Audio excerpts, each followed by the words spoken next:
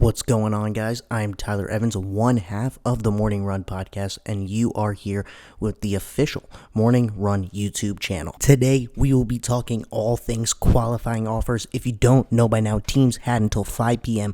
on Sunday, November 5th, to come to a conclusion on all players on their team that were pending free agents. They had the ability to offer them a one-year qualifying offer deal, and if they don't sign with them, they will get a draft pick in return. The number this year for the qualifying offer was $18.4 million. How the hell does the MLB get that figure? Well, it's somewhat simple. Out of the top 125 salaries in baseball, they take the average combination of all those salaries and put it into a one-year deal, and that's how we got stuck with the $18.4 million. That's also why it goes up and down, well, pretty much up every year. So who the hell received the qualifying offer this year? Well, 14 names got the qualifying offer. Brandon Belt of the Giants, Nick Castellanos of the Reds, Michael Conforto of the Mets, Carlos Correa of the Astros, Freddie Freeman of Atlanta, Raciel Iglesias of the Angels, Robbie Ray of the Blue Jays, Eduardo Rodriguez of the Red Sox, Corey Seager of the Dodgers, Marcus Semien of the Blue Jays, Trevor Story of the Rockies, Noah Syndergaard of the Mets, Chris Taylor of the Dodgers, and Justin Verlander of the Astros. Now, before we go into detail about the people who did receive the qualifying offer, let's quickly talk about the guys who did not. Guys like Javier Baez, Chris Bryant, Nelson Cruz, Starling Marte, Anthony Rizzo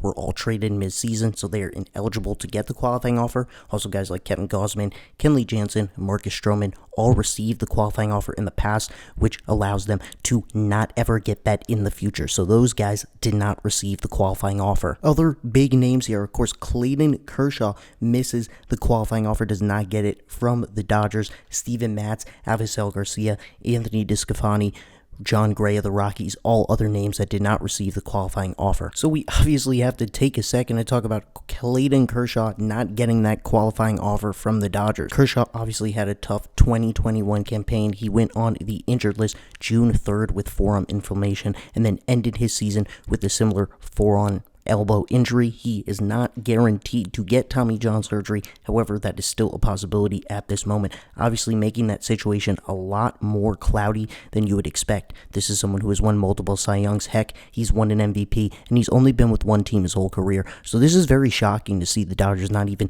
trust him on an $18.4 million scale. So the Dodgers didn't give him that qualifying offer. Is he going to come back to them? I'm not totally sure. Obviously, the Rangers are an option there, but the market for Kershaw might not be super high, and it might certainly be lower than 18.4. It'll be interesting to see what he gets, but certainly very shocking to know the Dodgers did not give him that qualifying offer in this instance. So now on to guys that did accept the qualifying offer. I'm going to put these guys into three categories. The first one is people who have no chance in hell of actually accepting this offer.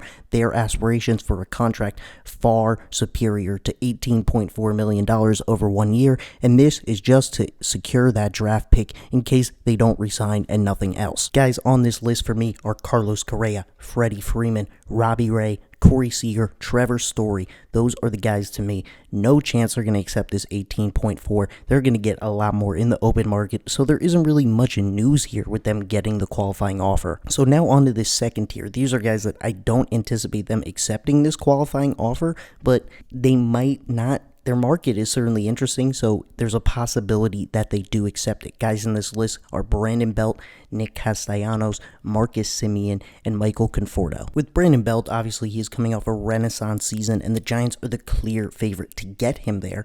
Obviously, I think he's not going to accept that 18.4, but I don't know if he's going to beat that in AAV. I'm expecting somewhere of a 3-year deal here and him to go back to the Giants, but name to look out as an outside the park pick to accept this offer. Now, Castellanos turns down his player option of $16 million, and he obviously is someone that has a lot of appeal towards American League teams, especially also maybe National League teams if the DH is instituted this year. That's the market for him. Those splits he has of home and away are certainly something that I would keep note of if I'm signing here. He's not going to accept this deal, but I'm very interested to see what he's working with on the open market. Next up is Marcus Semien. Now, no way he accepts this offer. I just couldn't put him in with the tier ones because I don't know what his market will be. Obviously, Toronto is the ideal situation for him, but teams could be deterred with his up and downness. However, he has had 2 MVP seasons in the past 2 full seasons played. He's a rock star. He's going to get paid. Not going to accept this qualifying offer. I should have probably moved him to tier 1, but hey, what are you going to do? And last but not least within this category is Conforto. Now, there's already reports out there that he is going to reject this qualifying offer, but boy, oh boy, was his season this year bad. It was really, really bad. So it's interesting to see what his open market is out there, but he does not accept that qualifying offer, so he is banking on himself to get something he is satisfied with on the open market. Now on to the tier 3 guys. These are the people that I pick as the most likely to accept the qualifying offer. We have 5 guys on this list: Raisel Iglesias of the Angels, Eduardo Rodriguez of the Red Sox, Noah Syndergaard of the Mets, Chris Taylor of the Dodgers, and Justin Verlander of the Houston Astros. First guy we have is Raisel Iglesias of the Angels. This is a reliever, and he probably will reject purely on the fact that he is the top reliever out there on the open market. He will set that standard. The White Sox just accepted Craig Kimbrell's option. I believe that's $16 million. So I would peg him to get right around that in the 2 to 3 year range. However, if the market isn't there and if he feels not confident heading into that November 17th deadline when he has to decide, he is clearly someone that I would see pegging at the nice $18.4 million, even if it is just 1 year, and then testing that again based on his ability and his confidence to execute in another season in 2022. Next guy to discuss here, Eduardo Rodriguez getting that qualifying offer from the Red Sox. He probably rejects, again, a pitcher on the starting market where there are a lot of top ones available. He will probably be the beneficiary of that. However, $18.4 million off of Eduardo Rodriguez. The health concerns long-term are there for him. I know the underlying numbers were very good for him this year, really good for his performance on the surface. That didn't match up there, so it's interesting to see if a team will bite there and take a shot with Eduardo. Now we get Chris Taylor here of the Dodgers, gets a qualifying offer. Verlander, we'll talk about in a moment, but Kershaw as well does not. Taylor does.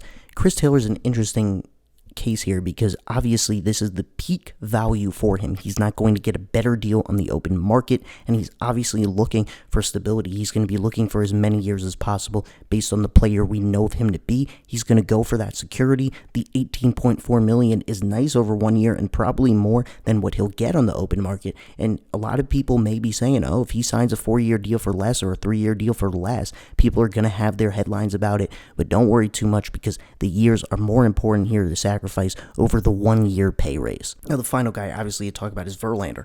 Now, again, he's not going to accept this deal, you wouldn't think, but we have no idea what he's going to be like. Didn't pitch this whole season, and he's very old. Obviously, there was reports that he pitched in front of a lot of teams, and they like what they saw from him. That's good for him, and I'm fascinated to see what the market will be there. However, I don't know if he's looking just for a 1-year big pay raise, and if that 18.4 is higher than anything he might get on the market, who knows? Maybe the Astros do stick with him another year.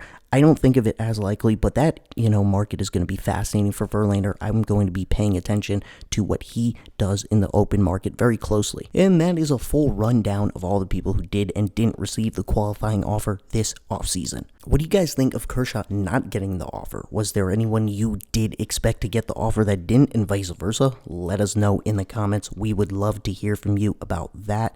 Thank you all so much for watching, and stay tuned for more.